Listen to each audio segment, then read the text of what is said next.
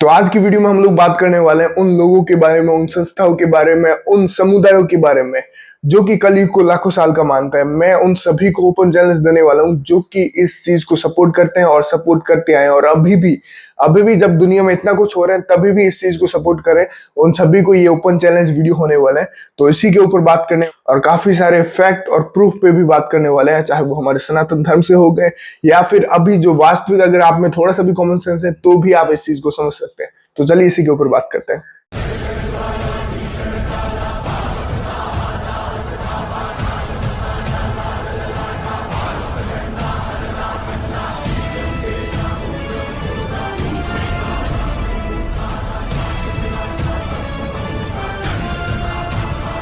तो जैसे ना दोस्तों, तो जैसे कि वीडियो के शुरू में मैंने बताया कि लाखों साल के आंकड़े को, हालांकि आज जब से मैंने ये चैनल स्टार्ट किया तब से मैं कई बार, हजारों बार इस चीज के ऊपर बात कर चुका हूं, पर अभी के समय में भी इस चीज का नीड है, ये मुझे लगा नहीं था। फिर भी एक बार फिर से इसके ऊपर बात करते हैं। पहले समझते आखिर वो लोग हैं कौन जो अभी भी इस समय तक, हालांकि जब हम 2025 अप्रैल में ये मैं वीडियो बना रहा हूं तब तक दुनिया में ऐसी कई सारी घटनाएं हो चुकी हैं, ऑलरेडी हो रही है और आगे पेंडिंग है, जो कि सबसे बड़े प्रूफ है कि कलयुग लाखों सालों का नहीं, ऑलरेडी एंड हो रहा है। ये जो सिस्टम है ये अब इस तरह से और नहीं चल सकता है ना। तो पहले थोड़ा सा कॉमन सेंस, जिनमें थोड़ा सा लॉजिक है, उनकी बात करते हैं, जो लोग थोड़ा सा समझ पाते हैं। जो लोग अभी भी लाखों साल का सपोर्टर है पर अगर थोड़ा सा कॉमन सेंस है तो इजीली वो समझ सकते हैं। कैसे? सबसे पहले तो अगर हम थोड़ा सा हमारे सनातन धर्म से ही जोड़ के देखें तो हमारे अंदर 4 युग बताए गए हैं। आप सभी को पता है, सतयुग, त्रेता, द्वापर और कलयुग। अब इसमें हालांकि कई लोग और महामूर्ख भी लोग हैं जो कि इस सीरीज को, जैसे कि नॉर्मली क्या होता है, सतयुग, त्रेता, द्वापर और कलयुग, फिर सतयुग, त्रेता, द्वापर और कलयुग। अब कुछ लोगों ने इसमें भी ऐसा कर दिया कि सतयुग, त्रेता, द्वापर और कलयुग, फिर वापस से कलयुग, फिर द्वापर, फिर त्रेता, फिर सतयुग, फिर सतयुग, ऐसा।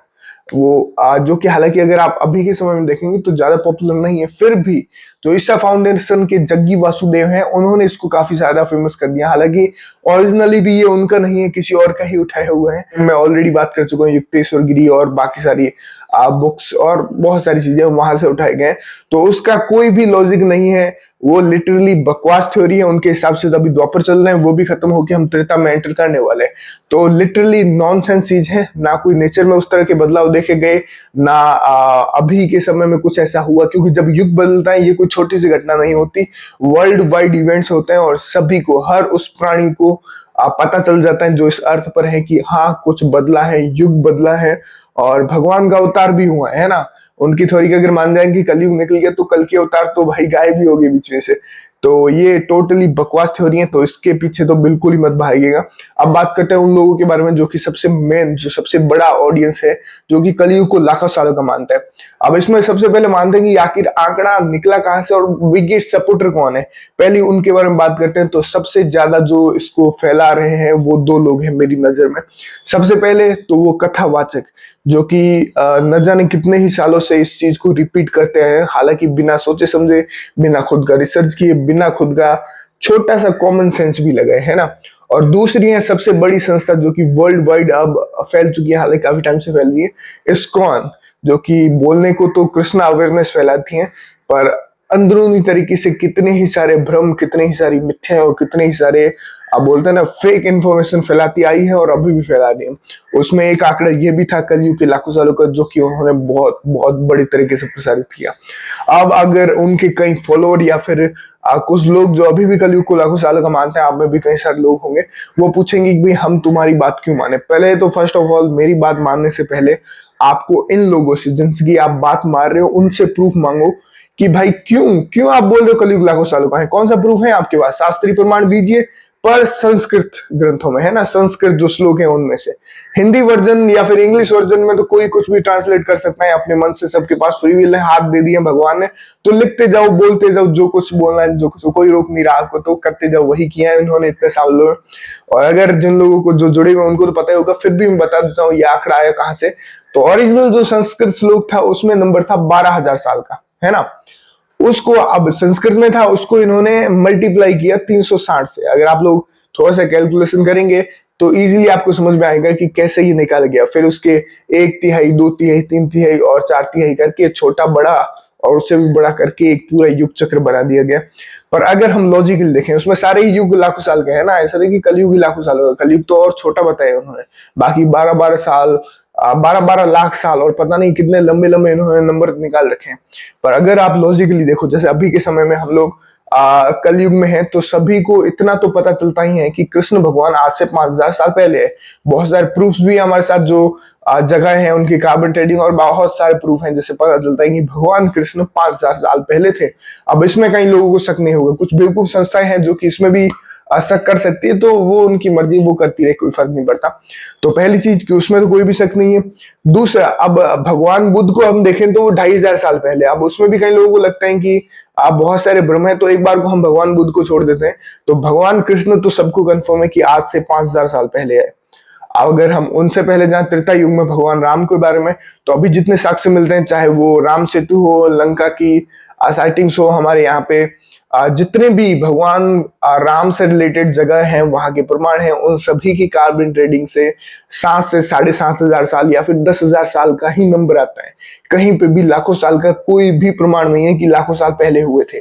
तो अगर दो युगों को हम देखें, त्रेता से द्वापर, कृष्ण से भगवान श्री राम, तो उन दोनों के बीच में आपको हजारों साल का ही आंकड़ा मिलेगा, 2500 से 3000 साल, या फिर ज्यादा से ज्यादा हम 5000 साल बोल सकते हैं। पर कहीं पे भी लाखों साल का आंकड़ा नहीं है, नहीं है। आप खुद जाके चेक कर लेना, है ना। अब इसके बाद शास्त्रीय प्रमाण की बात करते हैं, तो वैसे तो मैं भी अगर इसमें बताऊंगा तो बहुत बड़ा हो जाएगा, पर हमारे चाणक्य जी ने बहुत बेहतरीन वीडियो निकाल के लाए जो कि महाभारत से प्रमाण है, तो उसका लिंक मैं दे दूंगा, फोटो में यहाँ पे आ रहा होगा, डिस्क्रिप्शन में जाके आप लोग देखिए, वहां पे डिटेल में इस चीज को बताई गई है।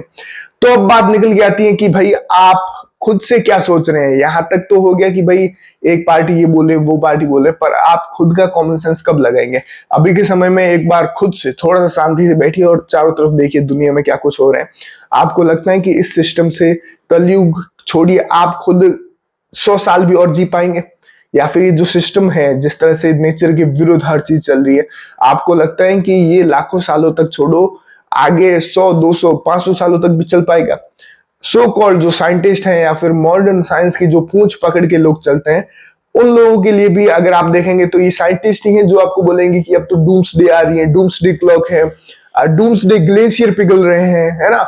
आप बहुत सारी चीजें ऐसी बताएंगे जिससे वो भी बोलेंगे कि अब कहीं ना कहीं खतरे की घंटी बज चुकी है। तो लाखों साल का आंकड़ा तो वो भी नहीं दे पा रहे, इस हद तक हो चुके हैं ना। तो किस तरह पे, किस बिना पे आप लोग मान रहे हैं मुझे नहीं पता। जितने भी शास्त्रों में जो संकेत, सिंबॉलिक संकेत दिए गए थे, वो सारे भी ऑलरेडी पूरे हो चुके हैं। उसके ऊपर मैं पहले कई सारी वीडियोस में बात कर चुका हूँ। उसके बाद बहुत सारे प्रमाण और भी हैं जो कि बताएंगे, पर वो सब तो बाहर ही हुए ना। आप खुद से क्या समझ पा रहे हैं? अगर अभी भी आप नहीं समझ पा रहे तो आपको मैं फिर बोलूंगा, जाओ थोड़ा नेचर से जुड़ो, नेचर का रेस्पेक्ट करो, खुद को भगवान से जोड़ो, है ना। जितना ज्यादा आप नेचर के करीब जाओगे, नेचर से जुड़ोगे, वो आपको सेंस देगा, एक नेचुरल सेंस, जिससे आप खुद पता लगा पाओगे कि क्या हो रहा है, क्या नहीं हो रहा। उसके बाद आपको किसी चीज पर निर्भर नहीं रहना पड़ेगा, है ना। तो ये बेसिक चीजें हैं, अगर आप समझ पा रहे हैं तो अच्छा है, नहीं तो जय श्री कल की। बाकी फिर मैं बोल रहा हूँ, चाणक्य तिवारी जी का वो वीडियो देख लो, डिस्क्रिप्शन में लिंक है, जाके आपको जो महाभारत में प्रूफ है वो भी डिटेल में समझाया उन्होंने कि किस तरह से कलयुग लाखों साल का नहीं, किस तरह से उन श्लोकों को एक तरह गलत तरीके से पेश करके उनका हिंदी में जो वर्जन 360, 365 से गुणा करके जो बड़ा सा आंकड़ा निकाला गया वो पेश किया गया। तो उम्मीद आप लोगों को समझ में आया होगा और आप ऐसी संस्थाओं और ऐसे लोगों से भी सावधान रहेंगे। बाकी अगर आप लोग उनमें से कोई है तो भाई मैसेज करके बताओ क्या प्रूफ है आपके पास कि कलयुग लाखों साल का है और भगवान कल की लाखों साल बाद आएंगे। मिलते हैं नेक्स्ट।